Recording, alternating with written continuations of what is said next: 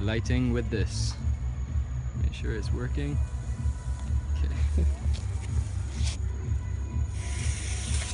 Oh shit.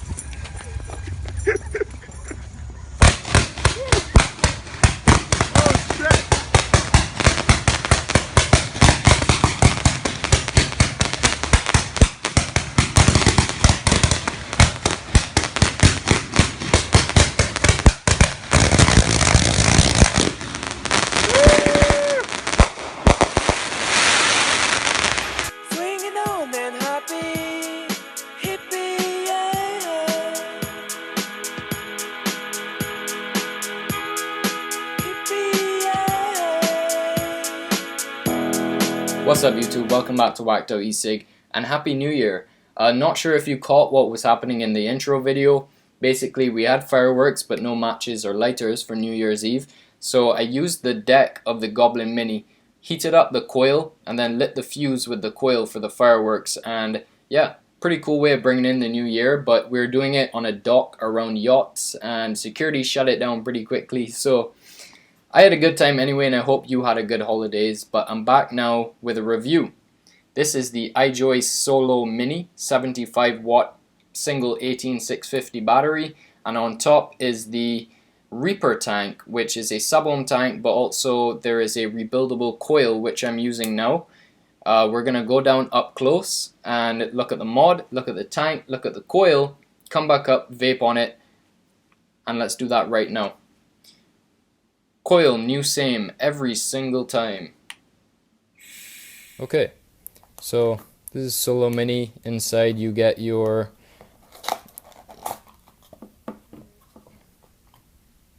silicone sleeve, which is very strong and durable. I really like this sleeve. User manual, warranty card, and USB cord. All good things to see in a box. And clearly I got the red one. And it's very, very interesting to look at. First of all, this front screen here is kind of like tapered on the side, so if you look at it like that, you get the actual shape of it. And in the hand, at least my hand, it fits kind of perfectly right on the button, which I really like. But if you hold it like that, the thumb kind of works there as well. So I really like the design of this. I think it's different. And I think it works well. For certain, if you have really small hands, it might not be that easy. And if you have really big hands, your thumb might go over it. So yeah, that's something to point out. But just like the Solo 200 watt, it has the same T control system here. The button, chrome plated, I guess, and it's very clicky if you can hear it. I really like that button, but there's a problem with that I'll get to in a bit. The back you have iJoy and this arrow, which you just pull that back and you get your battery compartment there. Just take your battery. You have your negative point and your positive point, if you can see that. So we'll put the battery in negative first because that's spring loaded up there. And yeah, that fits in pretty well. And when you're putting the battery plate back on, if you put it at an angle, it doesn't really fit properly.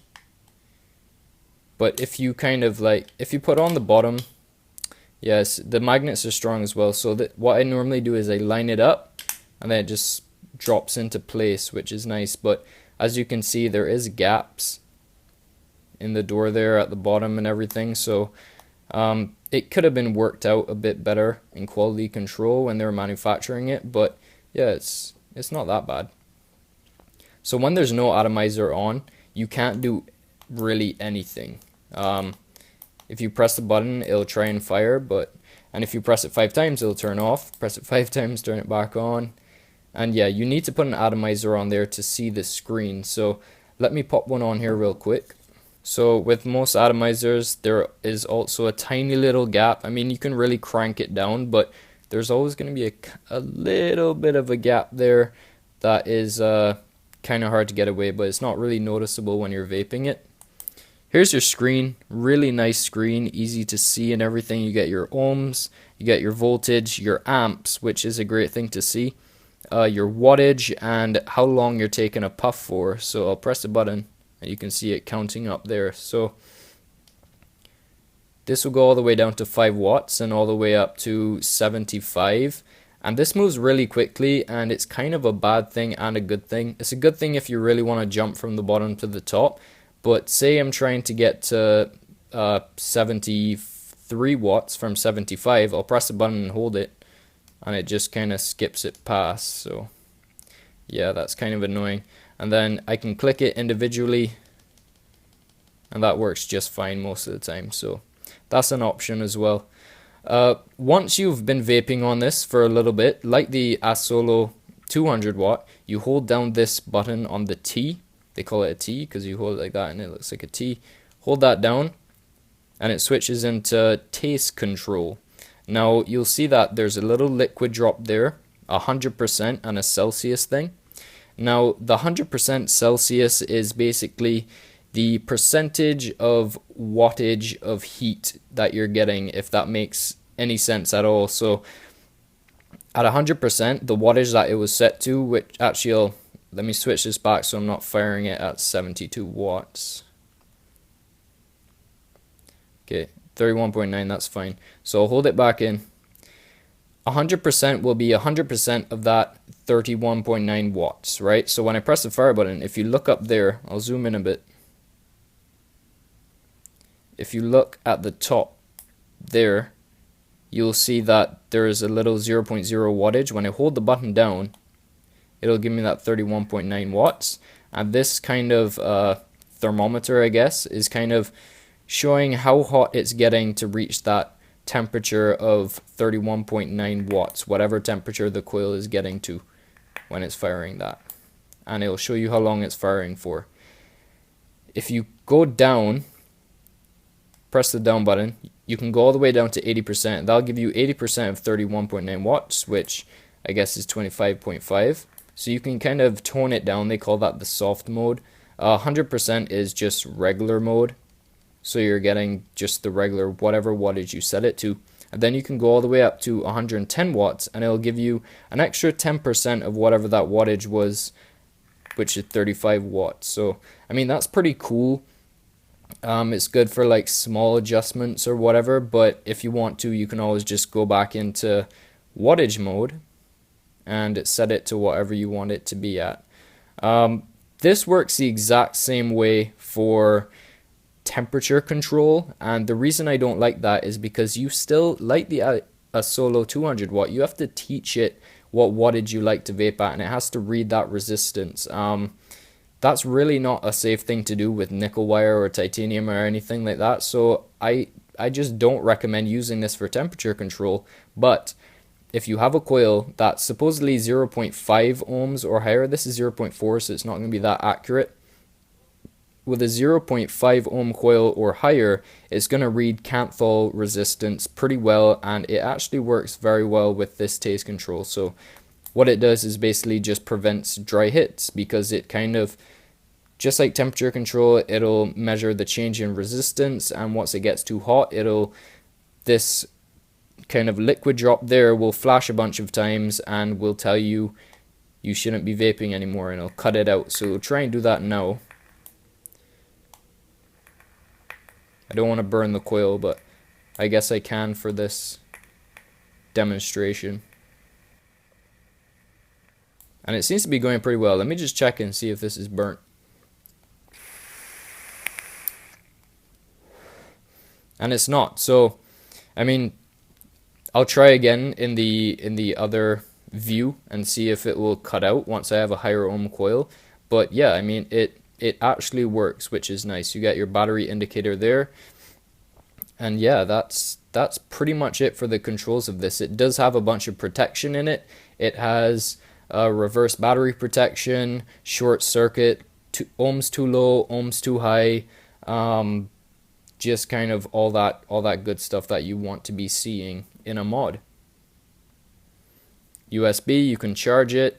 I haven't tried vaping it while charging it, but I can try it when we go back up as well. And yeah, let's go on to the tank. Oh, one more thing I wanted to mention about this button. If I press it, you can kind of hear it when it clicks because it's very loud.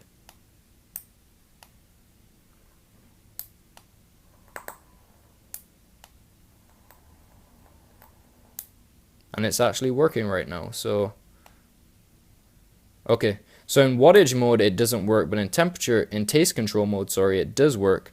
If I press the button just regularly when it clicks,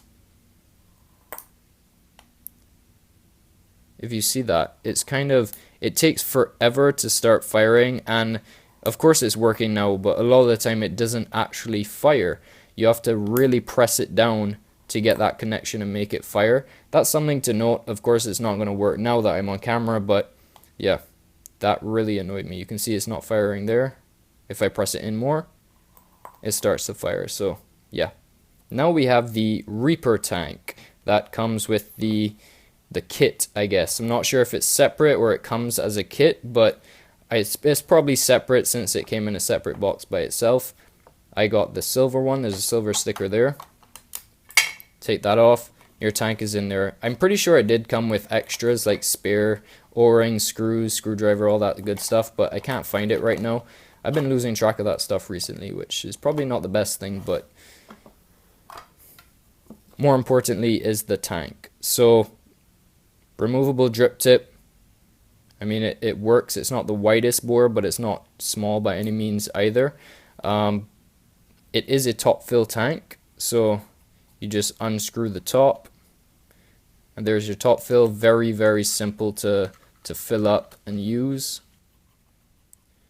Adjustable airflow down here. A good set of airflow on both sides. It's not extremely large, but it's enough for sure, definitely for subohm vaping. And it's not tough to turn the airflow, but it's got enough resistance that it's not going to move by itself, which I love. It's really good. At the bottom, we can take the base out and look at this.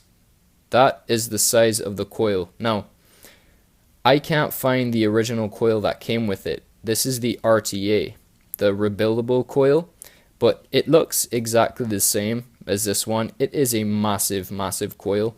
The only difference is inside of the original one, you get 2 coils inside, and it's a 0.5 ohm coil. So yeah, I mean, it is a really big coil. That screws back into there, like every other tank pretty much with coils. And then here's the bottom, and you can actually fill up from the bottom as well. I've done that before when I take out my base to fix the coil or whatever, but I think it's cool to have that option of bottom fill or top fill. It's nice.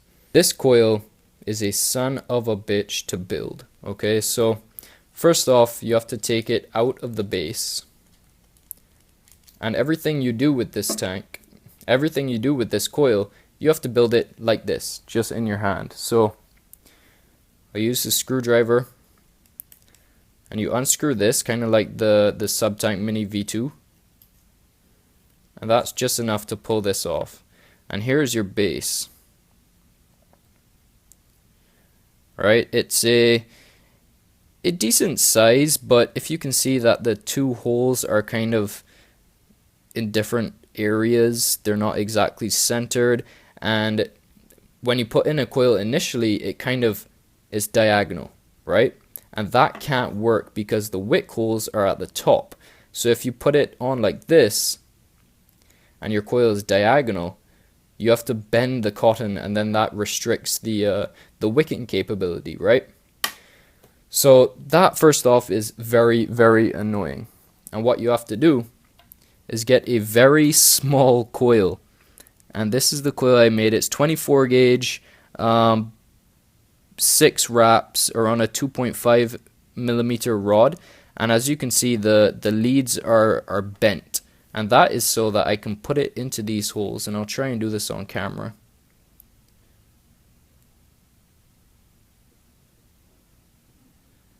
And as you can see, this is not just for the video. You have to build it like this, or at least I do. I haven't found another way to build this. This is aggravating as hell. And I'll get it done eventually. I have to unscrew this post hole, make sure the coil lead can go inside. That's about as good as it will get right now. It's centered to an extent, but as you can see, these bars are blocking the coil hole, so you can't get the cotton in yet, right? you have to put the cotton in before you install the coil. I'll do that now. Okay, so everything is all installed. I have little bits of cotton that are all fluffed up and trimmed up so that they're pointing upwards. And what I'll do now is line up that little gap here with that screw and kind of fit everything over together. Now inside you can see that these holes are not really blocked. What I'll try and do is take this screwdriver and just push it underneath that hole, because I don't want it to flood. But I'm telling you, getting this to wick properly is just as hard as building it. I guess it all comes together, but yeah, that should be okay right now. Screw this part back on. And like you can see, I didn't even get to kind of pulse and everything, which is very annoying, but it's a space coil, so it's probably not going to hotspot really. Okay, now I'll just prime it up a bit. Take some juice, I'll put a drop on each of the holes. That'll let me know if it's actually wicking through those holes. And then I'll just kind of dab all inside of it to make sure that all the cotton is wet. And yeah, that should be okay for now. You can see that's where the air comes through, and it goes under through the coil and up there into your mouth. Pretty cool system the way that works. This goes back into here. Tank screws on. I'll close off the airflow. Open up the top. Put that right there. Very easy. And this is not a small bottle that I'm using. I'll show you in a second. Fill it up right to the top. This is the bottle I'm using. It's a 140ml Naughty or Nice, the Elf Sauce by 416. I mentioned this before. It's a delicious flavor. So screw it back on. Open the airflow, and that's the Reaper tank. Let's go and vape it. Okay, so I'll start with the tank. I really like this tank. I'm not a fan of subohm tanks, and I actually can't find the original coil that came with it, but the rebuildable coil that I'm using now vapes pretty much the exact same way, and if you actually get it done correctly after a long time of fiddling and messing around with it, I really like how it vapes. This is at 19 watts on a 0.48 ohm coil. The airflow is closed off halfway.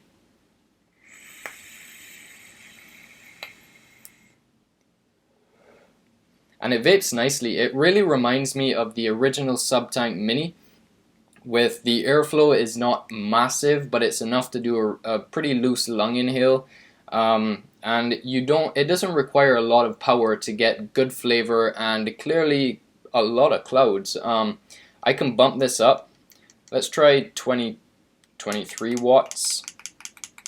I'm hoping this is not too much power.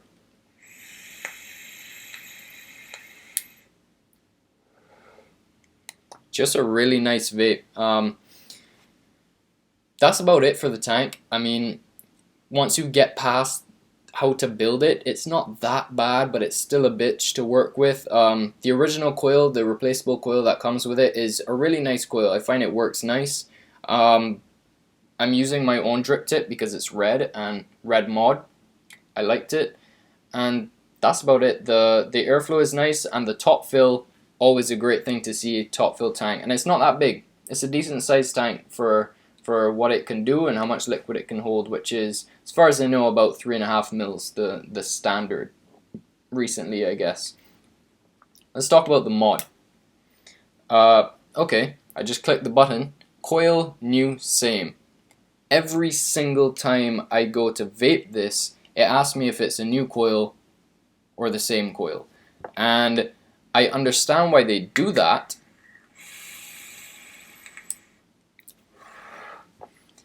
But it should not do that every single time I want to vape.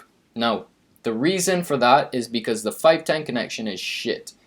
I don't know if you can see that tiny gap, but it's tilted as well, and it doesn't look that bad, but the fact that nothing really screws on properly any of the time, it just, every time I go and vape, it asks me for a new coil, and it's not doing it now, so I may as well vape while I can. So everything else with this mod I really like. The battery is super simple to take off, and the battery door anyway is simple to take off and put back on. I like the position of the front, the screen, the buttons, everything fits nice in the hand. You can trigger it like that. It's actually not asking for the coil. I'm pretty happy about this. You can trigger it, or you can use your thumb like that. It's not the most comfortable, but it's not bad. Not bad at all. And my favorite thing about this, which was my favorite thing about the Solo 200 watt, is that the taste control. Now, with temp control on this device, you have to teach it how you like to vape. So you set your wattage. Say you're using a nickel coil. You set your wattage, you vape it for a few seconds, supposedly 2 seconds, but it needs a little bit more than 2 seconds to accurately measure the resistance. Then you switch it over into temp control, and then you can vape it fine, right? The problem with that is that when you're vaping nickel wire in wattage mode, it's not healthy. It's not a good thing. It's just a really bad idea, and I don't recommend anyone doing that. But with a Camel coil, it does the same thing, and there's no problem, as we know, firing Camel with regular wattage mode. Coil, new, same, again, same coil. So once I set it, this is at 23 watts. And I say, okay, that's a nice vape. I press the bottom of the T, switch it over into taste control, and I vape.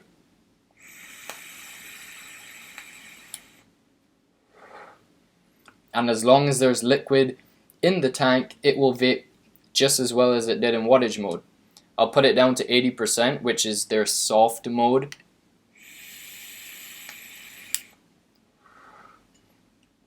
A bit soft, that was 18.4 watts.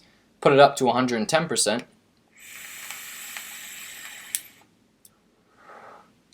And just a bunch of warm vapor at 25 watts. So I mean, it's cool. It definitely works. The problem I had with this taste control on the Solo 200 watt is that if you're firing really high wattages, which I guess most of the time that's why people buy those high wattage mods, is because you want to fire low ohms, right? Most people do not want to fire above 0.5 if you're firing at 80, 90, 100, 200 watts, whatever, right? It makes so much more sense to put it on a 75 watt mod where people are more likely to use 0.5 ohms and higher on an 18650 battery, a single one. And yeah, I dig the size, the form, the performance of this mod. The only thing is that 510 connection, because new coil, same coil, all the time is a pain in the ass.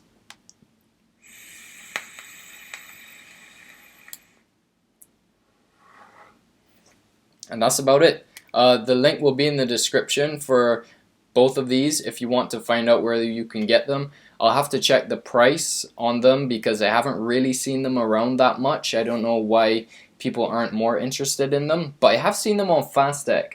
The mod and GearBest actually. The mod is around 40 US, which really great price for what you're getting.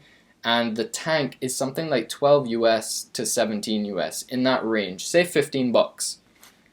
Worth it. Definitely worth it. If you like the vape of the original Subtank Mini and you like a challenge with rebuilding, try this tank out. I've been enjoying it so far. So that's about it. Thank you so much for watching. I'll see you again soon. New coil, same God.